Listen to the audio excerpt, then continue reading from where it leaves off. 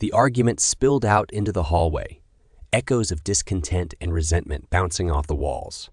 Lamont's pent-up anger had finally burst its seams, words tumbling out in a torrent.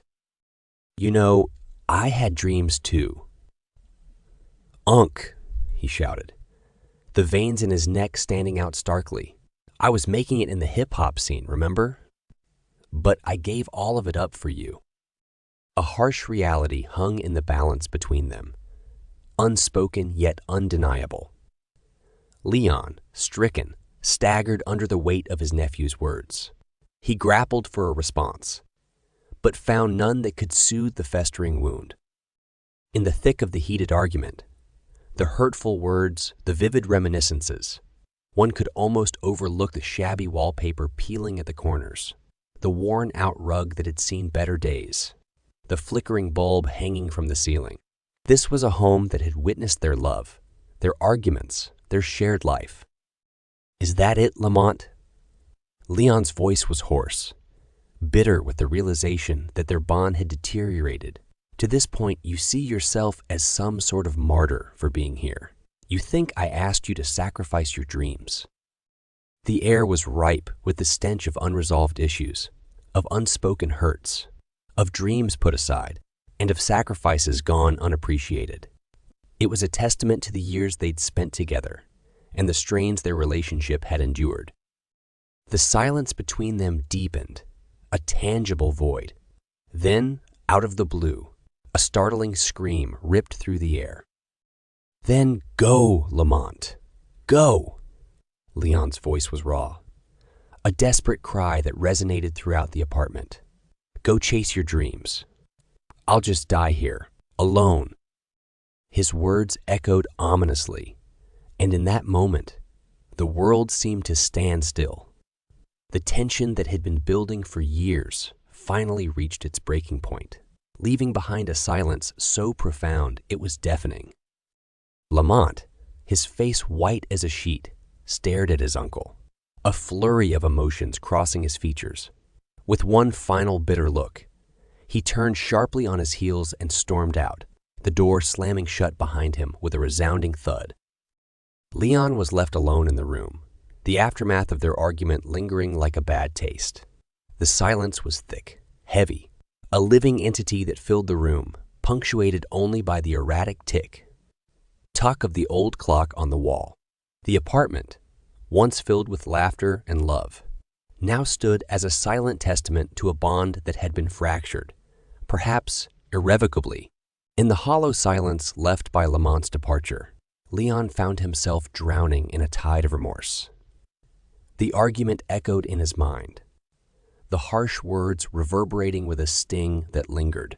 He felt a gnawing guilt worm its way into his heart, mingling with the bitter taste of regret and a rising tide of anger.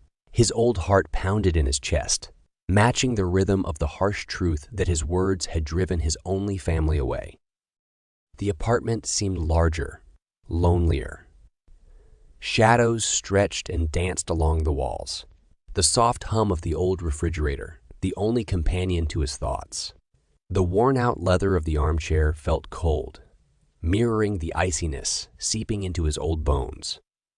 Memories hung heavily in the air, clinging to every inch of the apartment, whispering tales of happier times. The empty hallway seemed to echo with Lamont's laughter, now replaced by a chilling silence. The air was thick with the scent of abandonment, the rooms echoing the starkness of his solitude. Leon glanced around, his eyes landing on the small television set perched atop a makeshift stand. The static-filled screen mirrored the chaotic emotions spiraling within him. It was as if the universe was mirroring his turmoil, the fuzzy images flickering in sync with his racing heart. He felt a familiar weight settle into his gut, the dreadful realization of his actions, the depth of the divide he'd created with his words. For a moment, he allowed himself to be consumed by it, his hands shaking as they clung to the armrests, his breaths coming out in ragged gasps. Eventually, summoning a strength he wasn't sure he had, Leon reached for the remote. With a flick of a switch, he drowned the room in a wash of artificial light and noise. The monotonous drone of a news channel filled the room, the anchor's rehearsed words offering some semblance of normalcy. Leon sank deeper into the armchair, his gaze fixed on the flickering screen, but his mind far away. The news played on, but all he could hear was Lamont's voice. All he could see was the look of hurt in his nephew's eyes, but he clung to the hope, like a lifeline in a tumultuous sea, that Lamont would return. With this hope lodged firmly in his heart, he settled down to wait. The icy grip of loneliness, his only company. The harsh neon lights of the local gas station painted the grimy parking lot in a surreal glow.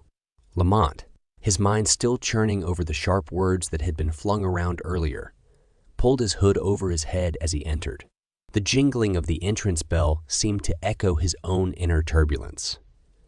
A cloud of resentment trailed him as he strode towards the counter, the lottery tickets in mind.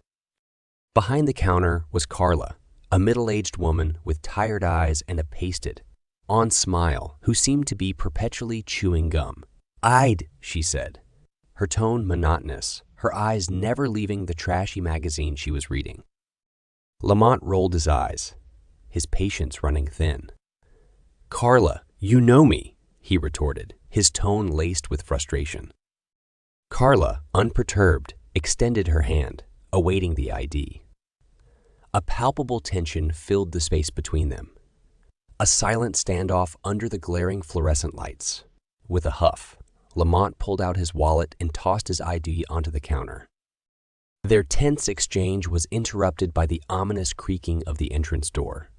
The atmosphere in the gas station seemed to curdle as Officer Reynolds stepped in, his intimidating stature filling the doorway. The patches on his uniform gleamed under the lights, the shiny badge on his chest reflecting a distorted image of the room. Reynolds was a local cop, infamous for his rough demeanor and a history stained with racial bias. His intimidating presence was enough to make even the most hardened criminal shudder. The cop's steely gaze scanned the gas station, settling on Lamont, his lips curling into a humorless smile. The hairs on the back of Lamont's neck stood on end as he turned to face Reynolds. The argument with Leon, the stress of the day, the sight of Reynolds, all culminated into a knot of tension within him. Lamont's gaze locked with Reynolds, a silent challenge passing between them. Lamont, swallowing the lump in his throat, turned back to Carla, who handed him the lottery tickets.